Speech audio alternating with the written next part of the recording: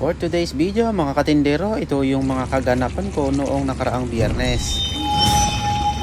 Dito ay inuna ko na yung toppings ng bibingka. Napalamig ko na yan at kung inyong mapapansin ay napakalambot pa din. At hindi na siya natigas katulad ng mga nauna kong mga gawa. Isasalang ko siya sa oven ng 45 minutes at pagkatapos ay saka ko naman siya ibobroil ng 15 minutes. Multitasking ang trabaho ko dito mga katindero at pagkatapos ng bibingka ay saka ko naman isusunod ang paglalaga ng kamote o yung balinghoy ang tawag sa amin sa Mindoro. At katulad nga ng paulit-ulit kong luto ay ito yung mga order sa akin. Bali bibingkang malagkit. Yung nilupak ko ay 15 kilos ang aking lulupakin mamayang gabi.